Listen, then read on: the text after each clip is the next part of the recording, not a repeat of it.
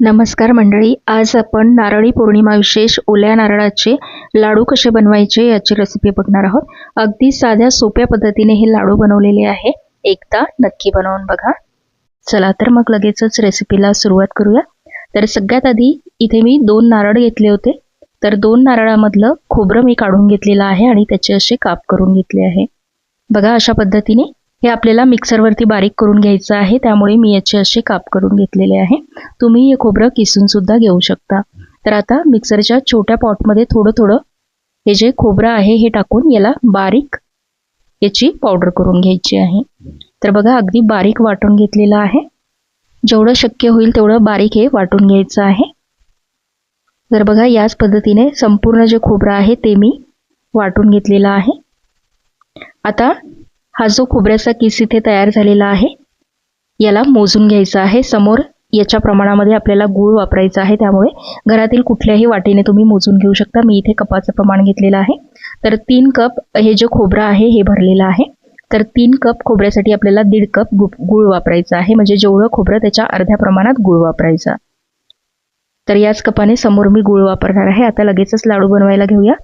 तर कढईमध्ये 1 टेबलस्पून तूप गरम करून घेतलं। आता सुरुवातीला आपल्याला ड्रायफ्रुट्स वापरायचे आहे, त्यामुळे ते थोडेसे मी भाजून घेते। सुरुवातीला इथे मी पाव कप बदामाचे तुकडे घेतलेले आहे, ते व्यवस्थित परतून घेते। बदाम थोडेसे परतून झाले की यामध्ये काजू टाकायचा आहे। बदाम परतण्यासाठी थोडासा वेळ लागतो, त्यामुळे सुरुवातीला इथे मी परतून घेतले। आता पाव कप इथे काजूचे तुकडे घेतलेले आहे आणि पाव कप पिस्त्याचे तुकडे घेतलेले आहे। तुम्ही तुमच्या आवडीचे कुठलेही ड्रायफ्रुट्स इथे वापरू शकता। मी हे 3च वापरलेले आहे। आता याला थोडासा तांबूस रंग येईपर्यंत अगदी कमी गॅसवरती छान भाजून घ्यायचं आहे।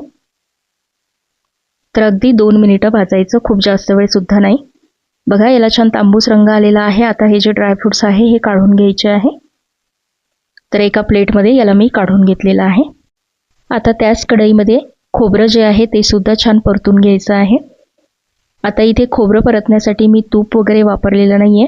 समोर लाडूचं मिश्रण तयार होता त्याला भरपूर तेल सुटतं, त्यामुळे इथे तूप वगैरे वापरायची गरज नाहीये।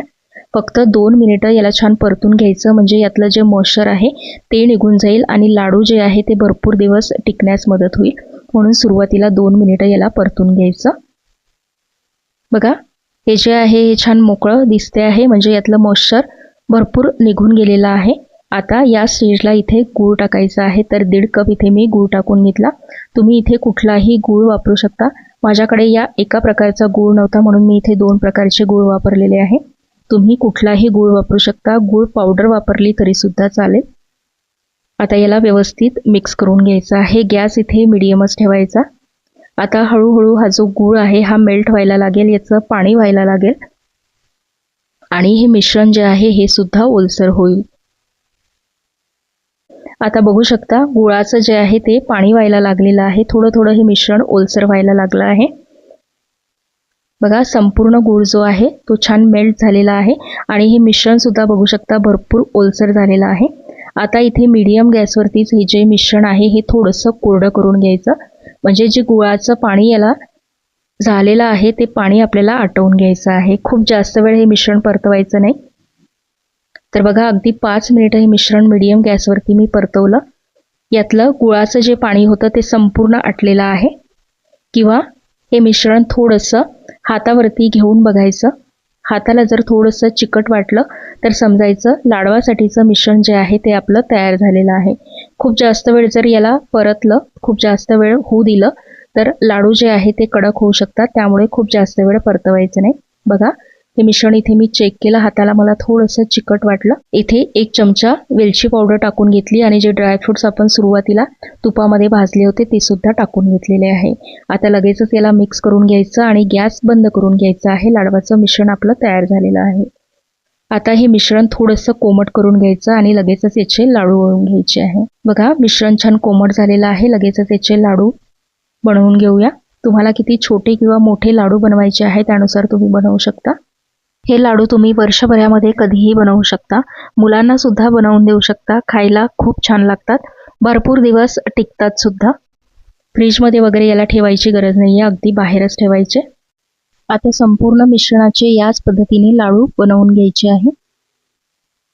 तर यामध्ये आपण गूळ वापरलेला आहे, त्यामुळे हे लाडू पौष्टिक सुद्धा होतात. तुम्हाला ड्रायफ्रूट जर असे कट करून टाकायचे नसेल तर त्याची पावडर करून सुद्धा यामध्ये वापरू शकता. म्हणजे लहान मुलांना वगैरे द्यायचे असेल आणि ते जर ड्रायफ्रुट्स खात नसेल तर याची पावडर करून सुद्धा तुम्ही या लाडवामध्ये वापरू शकता. बघा, संपूर्ण मिश्रणाचे लाडू तयार झालेले आहे. तर अगदी झटपट बनणारे हे लाडू आहे. खूप जास्त वेळ लागत नाही बनवायला. रंग बघू शकता लाडवाचा किती छान आलेला आहे. यातला एक लाडू इथे मी तोडून सुद्धा दाखवते आहे. बघू शकता अजिबात कडक वगैरे झालेले नाहीये, छान नरम हे लाडू तयार होतात. तर एकदा नक्की बनवून बघा, तुम्हाला नक्कीच आवडेल. कशी वाटली तुम्हाला ही लाडूची रेसिपी मला कॉमेंटमध्ये सांगायला विसरू नका. व्हिडिओ जर आवडला असेल तर चॅनलला लाईक, शेअर आणि सबस्क्राईब नक्की करा. लवकरच भेटूया अशाच एका छानशा व्हिडिओ बरोबर. तोपर्यंत धन्यवाद.